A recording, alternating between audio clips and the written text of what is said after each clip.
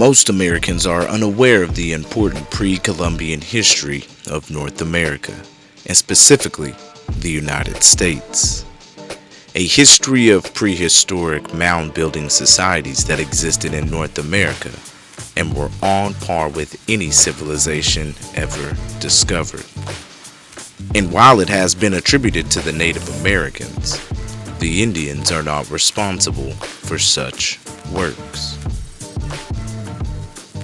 However, since the early 1900s, when man started to discourage and halt further research and inquiry because they believed it to be of little extra value due to their important positions in government and science, little concentrated research has been published. More study should be done on this lost and forgotten history of America's early days.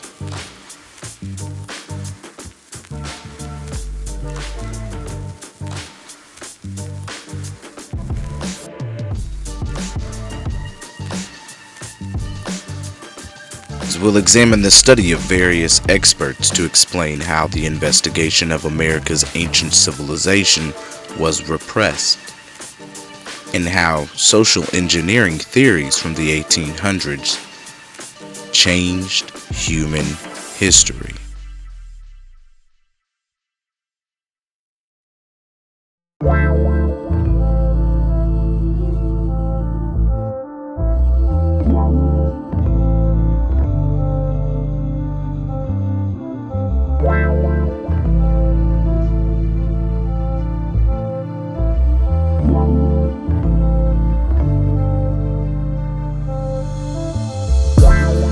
Early American scientists studying the origin of the ancient mound builders created key beliefs that influenced evolutionary philosophy, communism, and social Darwinism worldwide.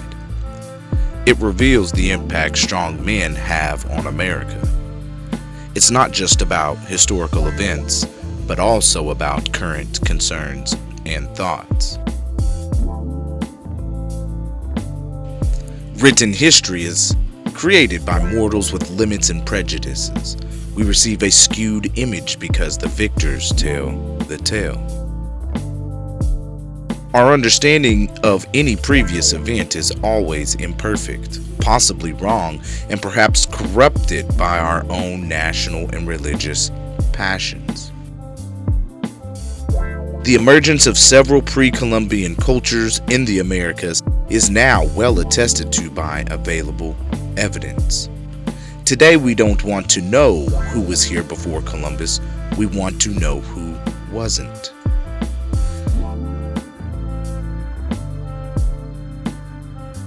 Many foreign historians and scientists find it amusing that, in the United States, the concept that Columbus found America is still commonly used as if no one had ever been here before.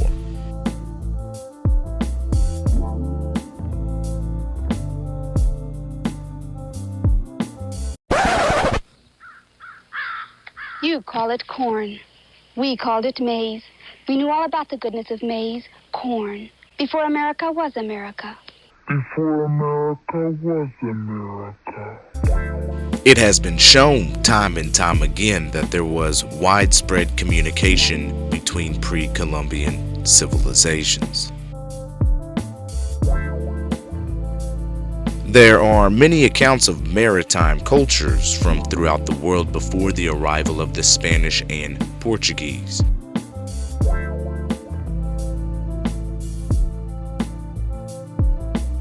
Including those of the Vikings, Assyrians, Phoenicians, Greeks, Egyptians, Jews, Polynesians, Japanese, Chinese, Africans, Welsh, Carthaginians.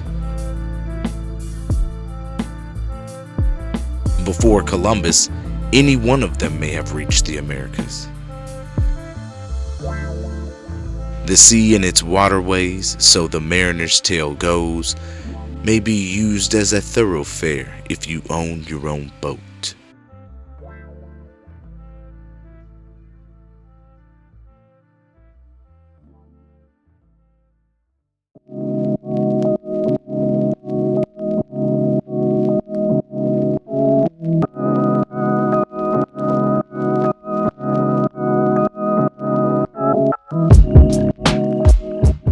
We may wonder at the vast Egyptian Akkadians in the Americas, with their imperial conquests and metal searching.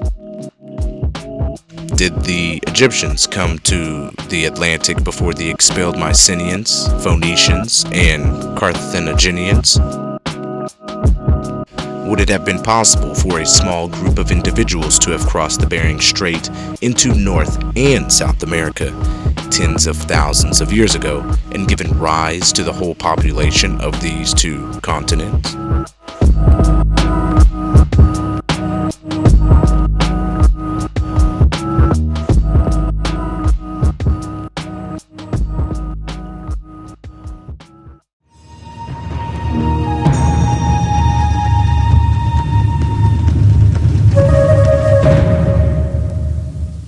The Europeans exploring America were understandably curious about the origin of these mounds and the treasures that might be found inside them.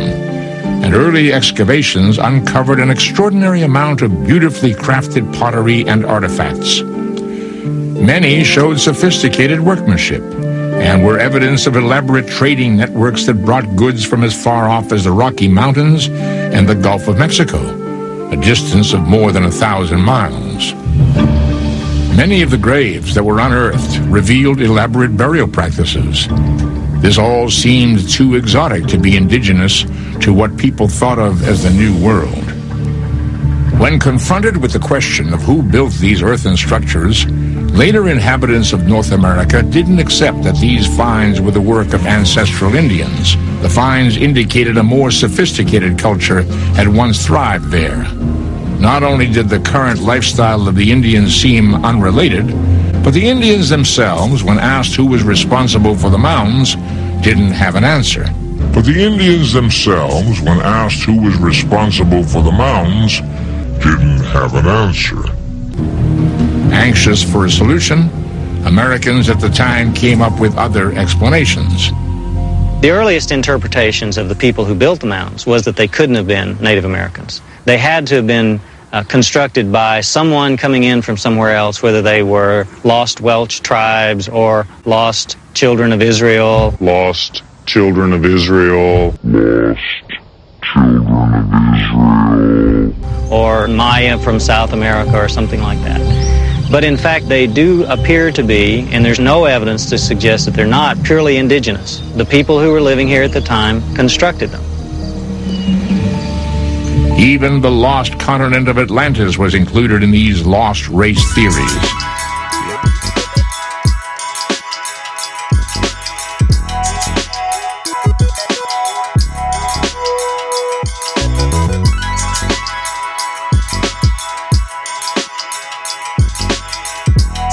As the invaders spread westward into the Ohio and Mississippi River valleys, they discovered hundreds of mounds, earthwork constructions, fortresses, providing startling evidence of long-lost ancient civilizations. They found that the West was not devoid of life. There were already hundreds of thousands of residents, all of whom planned to fight against any invading forces. And as the Europeans eventually realized upon seeing a plethora of extremely massive ruins, it was not without its own history. Whatever utopian hopes the immigrants may have had, it soon became clear that the Indians of the valley were all that remained. Cahokia, in western Illinois, is home to the biggest of these buildings, which is just located over the river from the contemporary city of St. Louis. At its peak, Cahokia's metropolitan population was bigger than that of modern-day London. As it turns out, Cahokia served as the nerve center for an even larger confederation of similar city-states all throughout North and South America. Some have theorized that their civilization fell apart before the advent of modern Europeans, despite their great achievements in social organization, enormous building, applied astronomy, massive agriculture, and urban planning. After researching more about Cahokia and its predecessors, one can come to a certain obvious, alarming, but overlooked conclusions, such that our civilization is not the first on this continent. Numerous civilizations in North America's past have risen and collapsed before our own. The mounds at Cahokia and elsewhere sparked the interest of illegal settlers and even the so-called American framers who, quote, sought with all means at their disposal to determine what may be learnt about people who had been in the Great Valley before them, unquote.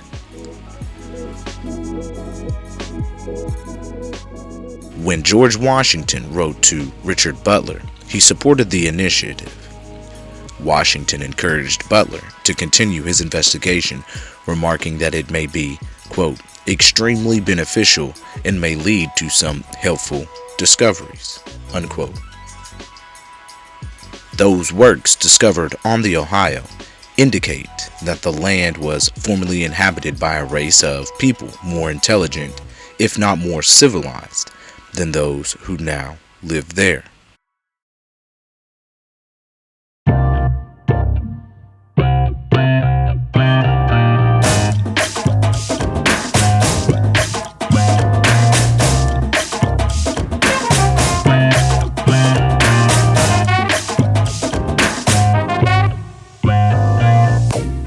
Any clue which can lead to knowledge of these must be gratefully received. Even before the Revolutionary War, there were already published reports of the mounds, and more followed.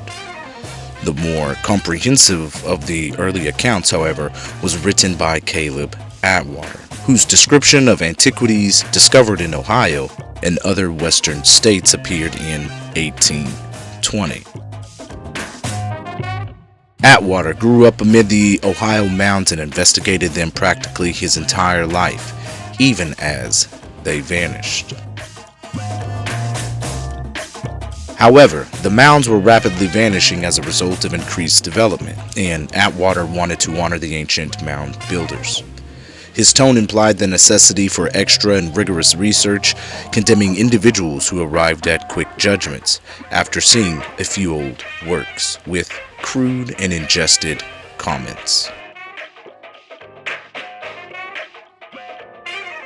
Atwater investigated the mounds in Ohio firsthand, but for those beyond the state, he relied on the conclusions of others. After studying the mounds at Cahokia and elsewhere, a researcher by the name of Brackenridge stated, quote, I am completely sure that cities of several 100,000 souls, equal to those of ancient Mexico, had existed in this land.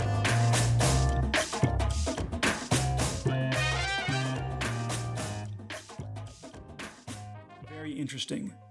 The Delaware tribe call the Mississippi River the Namesi Sipu, which means fish river or river of fish. In the Book of Mormon, Zarahemla sat right on the west side of the river Sidon, and the word Sidon is related to fish in Hebrew, Egyptian, Phoenician, and Greek. Anyways, let's move on. Here's a one-of-a-kind mound structure that has some important Hebrew symbols. Notice the 9-candle menorah. Notice the Hebrew oil lamp. And notice the compass and the square, which are ancient sacred symbols in several other cultures and religions, including the Church of Jesus Christ of Latter-day Saints. It was documented to be about 20 miles east of Milford, Ohio, but was leveled down to the ground by the U.S. Army Corps of Engineers in the early 1900s. But was leveled down to the ground by the U.S. Army Corps of Engineers in the early 1900s.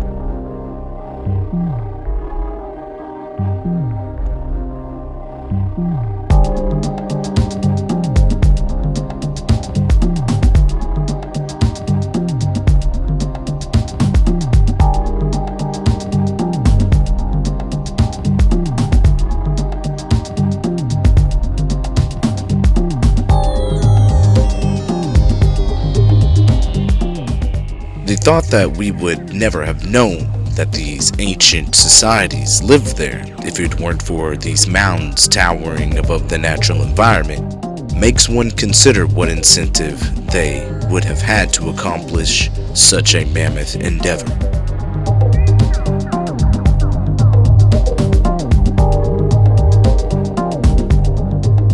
And why is so little known about the inventive and sophisticated ancient civilizations that flourished on this continent and suddenly vanished?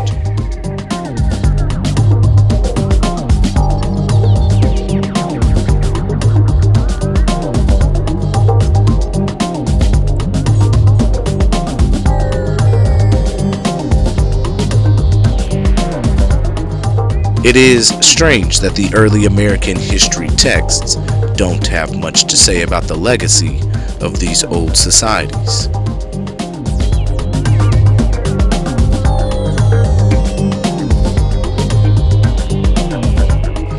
Or do they?